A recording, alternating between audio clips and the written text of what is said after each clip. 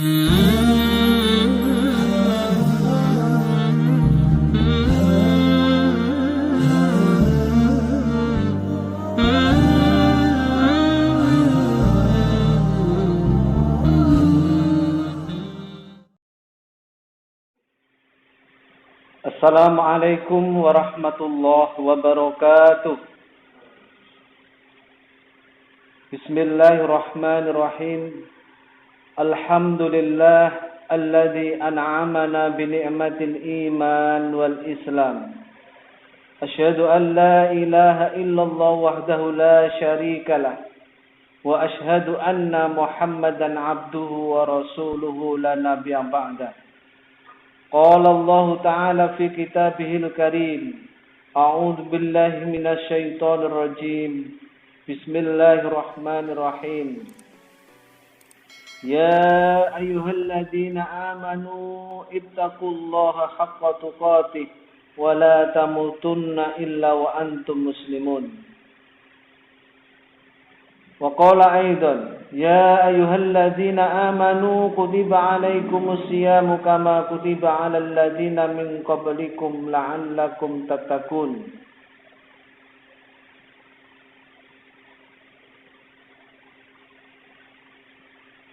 وقال الله تعالى في كتابه الكريم إن الصلاة كانت على المؤمنين كتابا موقوتا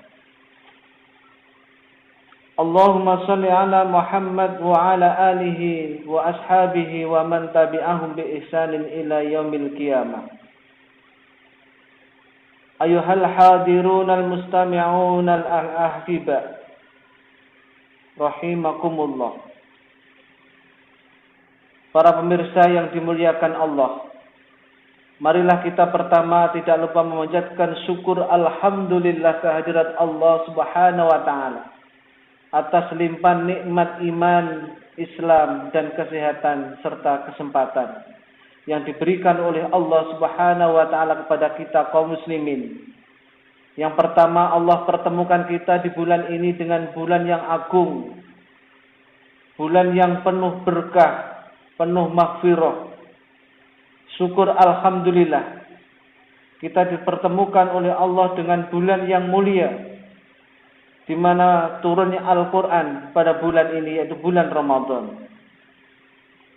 Ini satu nikmat yang amat sangat besar, yang patut dan wajib disyukuri oleh setiap mukmin, karena Allah anugerahkan waktu Ramadan dipertemukan dengan diri kita, berarti kesempatan untuk tazkiyatun nafsi, membersihkan jiwa kita, membersihkan diri kita dari dosa dan segala kotoran yang menyebabkan kita berat berhubungan, berkomunikasi dengan Allah di dalam beribadah. Yang kedua, salawat dan salam. Semoga Allah tetap limpahkan kepada junjungan kita Nabi besar Muhammad sallallahu alaihi wasallam, yang Allah telah memilih sebagai Nabi yang terakhir, Khatamul Anbiya wal Mursalin. Semoga kita sebagai umatnya dan mendapat syafaat kelak di yaumul qiyamah. Para pemirsa yang dimuliakan oleh Allah, di antara ibadah yang paling agung di dalam agama Islam ialah salat. Salat secara lughawi artinya doa. Adapun menurut istilahi atau istilah syariat, salat adalah suatu bentuk ibadah kepada Allah Ta'ala berupa perkataan dan perbuatan dengan tata cara tertentu yang diawali dengan takbir dan diakhiri dengan salam. Salat adalah kewajiban bagi kita umat Islam, yaitu 5 kali dalam sehari semalam. Untuk itu, bagi setiap muslim wajib memperhatikan bagaimana sholat yang benar. Karena di dalam bulan puasa ini, di mana Rasulullah Shallallahu Alaihi Wasallam bersabda, Man shoma ramadhana imanan wa ihtisaban ghufira lahu ma taqaddama min dhanbi. Barang siapa berpuasa di bulan Ramadan ini didasarkan karena iman dan mengharap ridho Allah Subhanahu wa taala, maka dosa-dosanya yang lalu akan diampuni. Kemudian di hadis yang lain, man qoma ramadhana imanan wa ihtisaban ghufira lahu ma taqaddama min dhanbi. Barang siapa mendirikan salat malam atau salat tarawih yang didasarkan karena iman dan mengharapkan pahala dari Allah, maka Allah akan menghapuskan dosa-dosanya yang lalu. Di sini dapat kita pahami, di bulan suci Ramadan ini di siang hari kita diwajibkan untuk berpuasa. Kemudian di malam harinya kita diperintahkan untuk mendirikan sholatul lail, sholat malam, sholat tarawih. Dua-duanya merupakan ibadah yang utama di bulan suci Ramadan.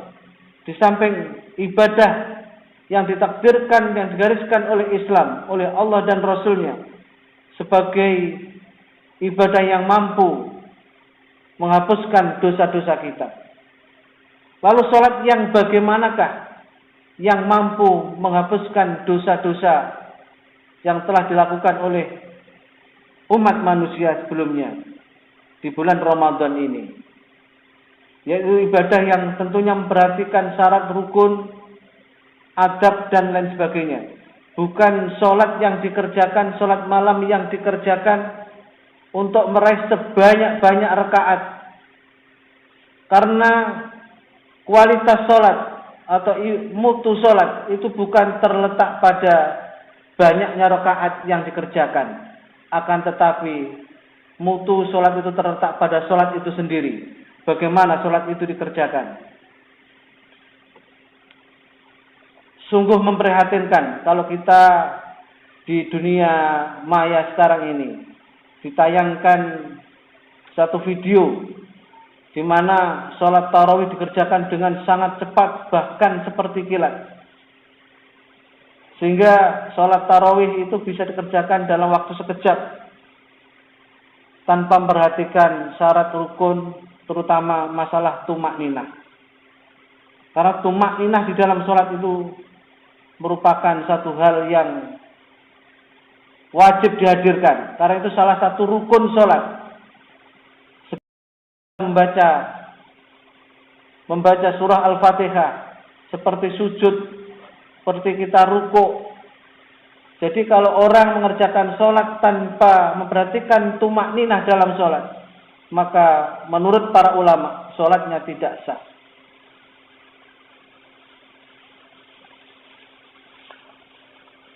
Amat banyak hadis yang memerintahkan untuk mendirikan dan menyempurnakan sholat.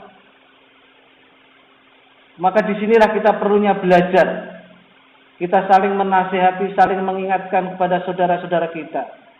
Khususnya kepada saudara-saudara saya di Persyarikatan Muhammadiyah ini.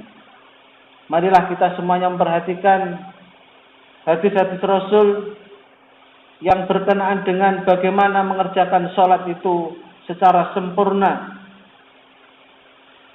Seperti hadis yang diriwayatkan oleh Imam Bukhari dan Imam Muslim dari sahabat Anas bin Malik radhiyallahu anhu. Nabi sallallahu alaihi wasallam bersabda, "Atimur ruku'a was sujud." Sempurnakanlah rukuk dan sujud. Hadis riwayat Bukhari hadis 6644 dan riwayat Muslim di hadis 4525. Atimur ruku' was sujud. Sempurnakanlah rukuk dan sujudmu. Yang namanya menyempurnakan mesti harus dengan melaksanakan dengan tenang. Tumak ninah itu artinya tenang sejenak. Lalu berapa lama kita harus tenang sejenak itu? Para ulama fikih berbeda pendapat. Ada yang menyebutkan minimal 1 kali bacaan tasbih. Subhanallah. Tetapi menurut Syekhul Islam Ibnu Taimiyah, Tumakninah di dalam sholat itu minimal 3 kali bacaan tasbih. Itulah sunnah. Dan kenyataannya memang seperti itu. Bacaan sholat ketika kita rukuk dan sujud itu minimal 3 kali bacaan tasbih.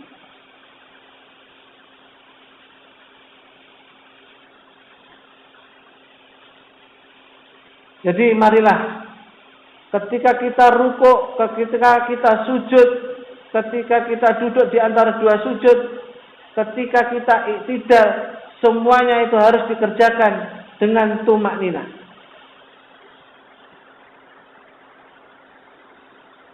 Rasulullah di dalam hadis yang lain yang diriwayatkan oleh Imam Ahmad dan Ibnu Majah dengan sanad yang sahih dari Ali bin Saiban yang mengatakan, kami pernah sholat di belakang Rasulullah Shallallahu Alaihi Wasallam. Kemudian beliau melirik kepada seorang yang sholatnya tidak tegak, yaitu tidak lurus tulang punggungnya dalam rukuk dan sujud. Setelah selesai sholat, Nabi Shallallahu Alaihi Wasallam bersabda, ya ma'syarul muslimin, la sholata liman lam yakun sulbahu fir ruku'i wa sujud. Wahai kaum muslimin, tidak ada sholat bagi mereka yang tidak menegakkan punggungnya ketika rukuk dan sujud.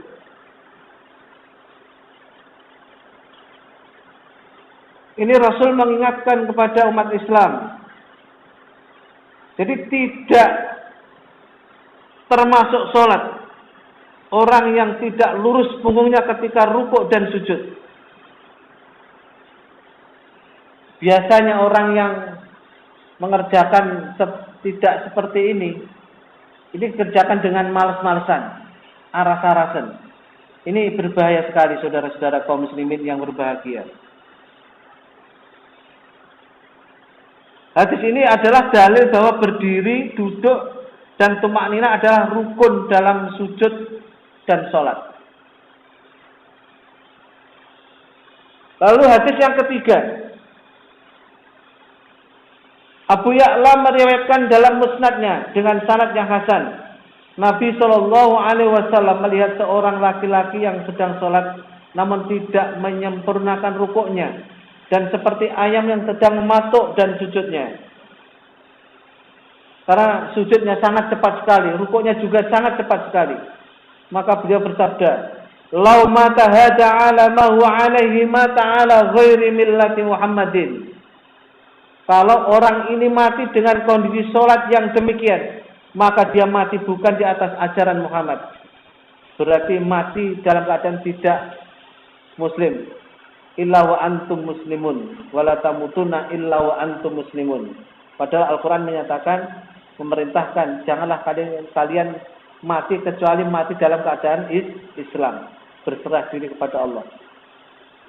Ini peringatan yang keras dari Nabi kita Muhammad SAW. Kalau orang sholat tidak meluruskan punggung ketika rukuk dan sujudnya, maka kalau dia mati kondisinya, sholatnya seperti itu, maka dia mati bukan di atas ajaran Nabi Muhammad. Na'udzubillah. Diriwayatkan oleh At-Tabrani dalam Al-Kabir nomor hadis 3840 dan dihasankan oleh Albani dalam Sifatus Shalah. Saudara-saudara kaum muslimin pemirsa yang dimuliakan Allah, ini adalah ancaman yang sangat keras.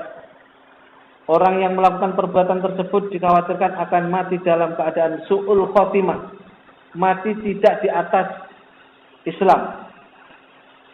Wal iyadu billah.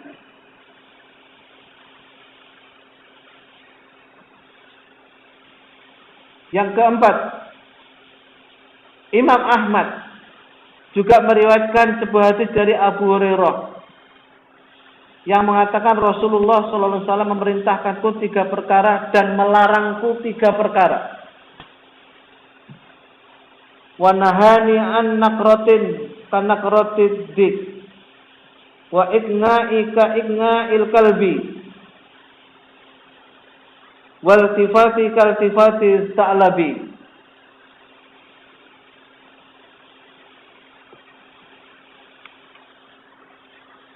Beliau melarangku sujud dengan cepat seperti ayam mematuk, duduk seperti duduknya anjing, dan menoleh-noleh seperti rusa. Hadis riwayat Ahmad.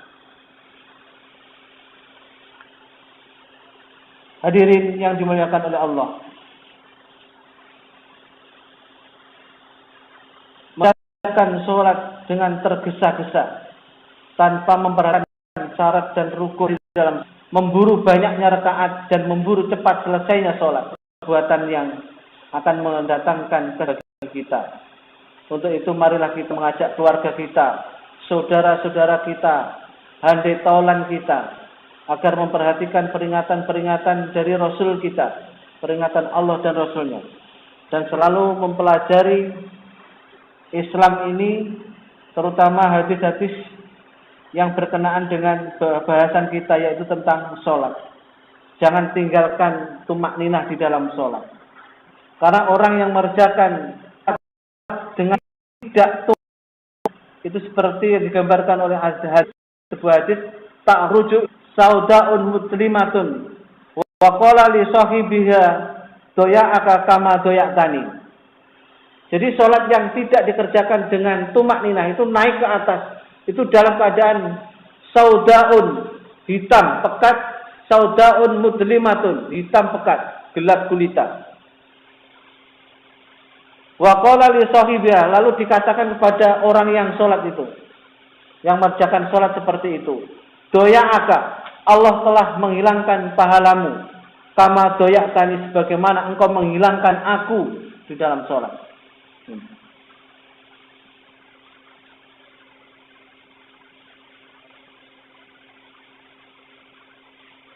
Para pemirsa yang budiman, kaum muslimin yang berbahagia, kami juga akan menyampaikan satu hadis lagi yang diriwayatkan oleh Imam Bukhari dalam Sahih Bukhari, bahwa suatu ketika Huzaifah bin Yaman melihat seseorang yang tidak sempurna rukuk. Ketika orang ini selesai sholat, Huzaifah berkata kepadanya, sholat macam apa itu? Kemudian kiranya Huzaifah berkata, seandainya engkau mati bukan di atas sunnah Muhammad sallallahu alaihi wasallam. Dalam riwayat lain, seandainya engkau mati kibat sallallahu alaihi wasallam. Diriwayatkan oleh Imam Bukhari dalam Sahih Al-Bukhari hadis 791.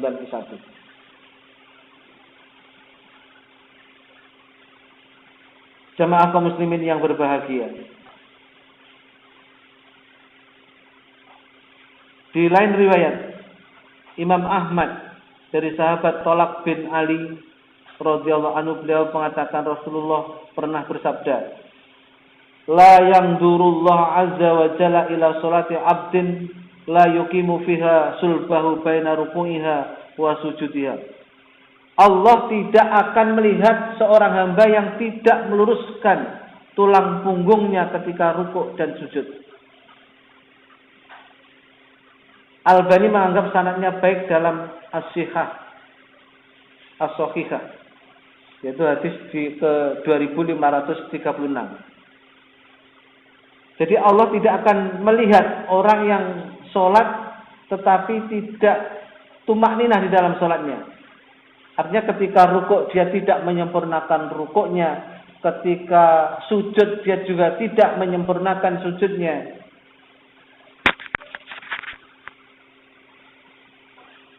Marilah saudara-saudaraku kaum muslimin yang berbahagia, janganlah waleh-waleh kita itu untuk menghitung dan menilai ibadah kita, terutama sholat kita. Karena sholatnya adalah perkara yang amat penting di dalam Islam. Dan sholat yang dikerjakan dengan khusyuk ini adalah sangat berat sekali. Sholat itu adalah pekerjaan yang sangat berat, kecuali orang-orang yang khusyuk di dalam sholatnya. Khusyuk itu ada dua, khusyuk hati dan khusyuk badan. Hatinya harus khusyuk ketika sholat, sadar dia sedang berhadapan dengan Allah, sadar dia sedang berdialog dengan Allah. Karena sholat itu hakikatnya berdialog langsung dengan Allah, antara hamba dengan Tuhannya.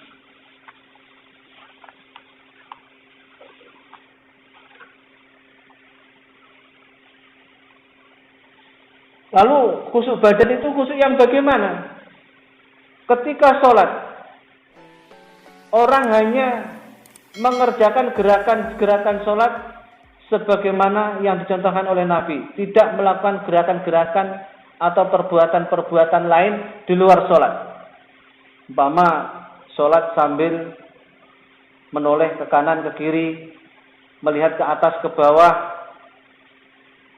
Ini artinya badan tidak khusyuk ketika sholat. Ketika sholat kita melihat di sebelah kita, melihat yang ada di kaki kita. Lalu apa yang kita lihat di dalam sholat? Ketika kita hendak sholat, yang kita lihat adalah tempat sujud kita. Itu sunnah yang diajarkan oleh Rasulullah. Lalu muncul pertanyaan, benarkah ketika sholat itu kita berdialog dengan Allah? Mari kita jawab ini dengan hadis pula, yaitu di dalam hadis qudsi dari Abu Hurairah radhiyallahu an, Nabi sallallahu alaihi wasallam bersabda, qala Allah Ta'ala, qasamtu sholata baini wa baina 'abdi nisfaini. Wali abdi ma sa'ala fa idza qala al abdu alhamdulillahi rabbil alamin qala Allah ta'ala hamida fi abdi wa idza qala arrahmanir rahim qala Allah ta'ala asna alayya abdi wa idza qala maliki yaumiddin qala Allah ta'ala majaddani abdi wa idza qala iyyaka na'budu wa iyyaka nasta'in qala Allah ta'ala hadza baini wa baina 'abdi wa li 'abdi ma sa'ala fa idza qala ihdinas siratal mustaqim siratal ladzina an'amta 'alaihim ghairil maghdubi 'alaihim waladdallin amin qala Allah ta'ala hadza li 'abdi wa li 'abdi ma sa'ala.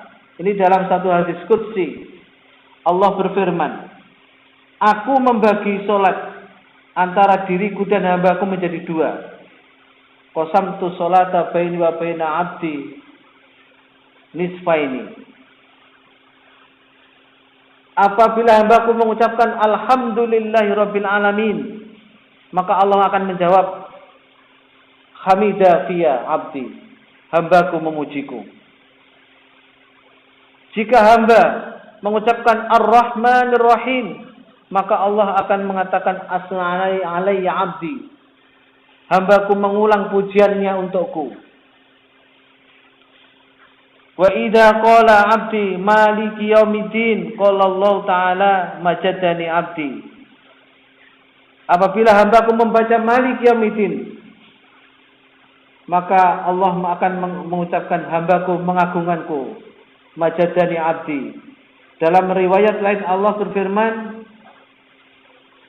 fawadha ilayya abdi, hambaku telah menyerahkan urusannya kepadaku. Fa idza qala iyyaka na'budu wa iyyaka nasta'in, Allah berfirman, hadza baini wa baina abdi wa li abdi ma sa'ala. Jika hamba mengucapkan iyyaka na'budu wa iyyaka nasta'in, Allah berfirman, ini antara diriku dan hambaku, dan untuk hambaku sesuai apa yang dia minta. Apabila hambaku membaca ihdinas siratal mustaqim sampai akhir surat Al-Fatihah, lalu Allah menjawabnya, hadza li abdi wa li abdi ma sa'ala. Ini milik hambaku dan untuk hambaku sesuai apa yang dia minta. Saudara-saudara kaum muslimin yang berbahagia, hadis ini menunjukkan bahwa Al-Fatihah adalah rukun sholat, karena Allah menyebut Al-Fatihah dengan kata sholat. Al-Fatihah disebut sholat karena surat ini dibaca saat sholat, dan seorang hamba yang membaca surat ini ketika sholat, dia hakikatnya sedang melakukan dialog dengan Rabb-nya tanpa perantara, secara langsung.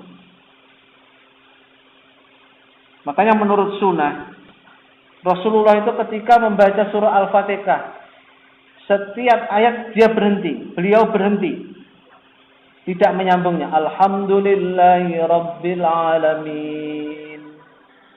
Ar-Rahmanir Rahim. Maliki Yaumiddin. Iyyaka na'budu wa iyyaka nasta'in. Ilal akhir. Jadi setiap ayat berhenti, kemudian disambung ayat berikutnya. Bukan dari satu ayat menyambung ke ayat berikutnya. Karena apa? Berdasarkan hadis qudsi ini, ternyata ketika seorang hamba sedang sholat membaca suratul Fatihah, maka saat membaca itu terjadilah dialog antara seorang hamba dengan Tuhannya, dengan Rabb-nya, dengan penciptanya, dengan bacaan-bacaan yang diajarkan oleh Allah di dalam Al-Quran, yaitu dinamakan dengan suratul Fatihah. Allah membagi bacaan Al-Fatihah itu dalam salat menjadi dua. Setengah untuk Allah dan setengah untuk hamba. Setengah untuk Allah ada di awal. Bentuknya adalah pujian untuk Allah. Mulai dari ayat Alhamdulillahirabbil alamin sampai Maliki Yaumiddin. Kemudian separuh yang kedua yaitu untuk hamba, yaitu mulai dari ayat Iyyaka na'budu wa iyyaka nasta'in sampai waladhdallin. Amin.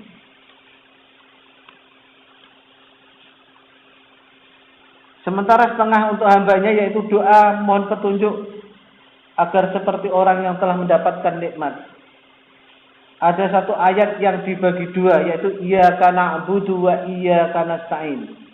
Setengah untuk hamba dan setengah untuk Allah. Iyyaka na'budu ini untuk Allah. Iyyaka nasta'in ini untuk hamba. Itulah dialog antara hamba dengan Allah saat dia membaca surah Al-Fatihah. Semoga semakin meningkat rasa khusyuk kita ketika menjalani ibadah sholat. Kaum muslimin yang berbahagia, rahimakumullah. Di antara kesalahan besar yang terjadi pada sebagian orang yang sholat adalah tidak tumak ninah ketika sholat. Nabi Shallallahu Alaihi Wasallam menganggapnya sebagai pencuri yang paling buruk.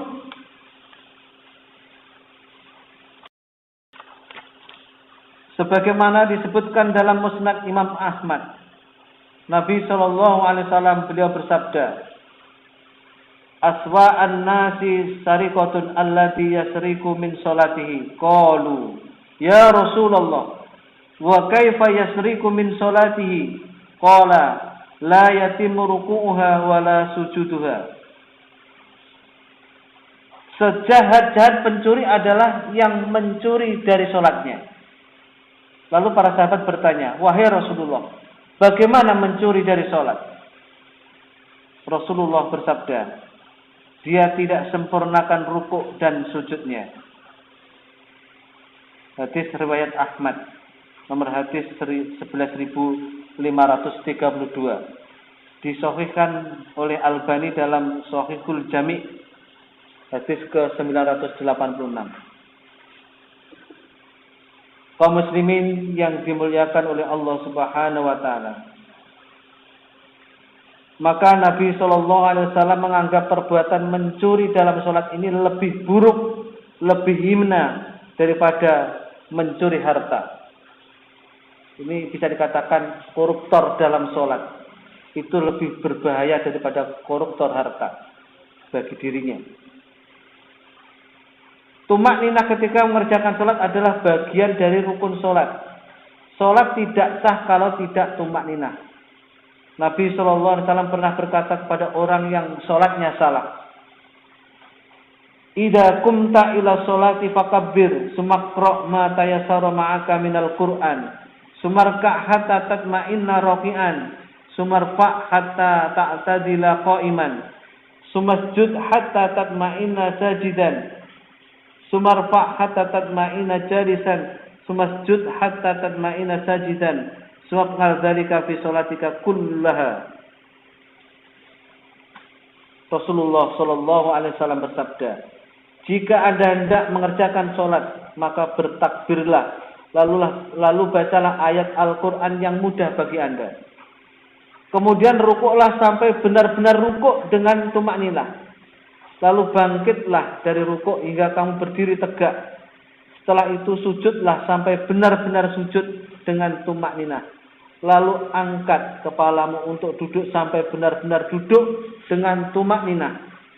Setelah itu sujudlah sampai benar-benar sujud.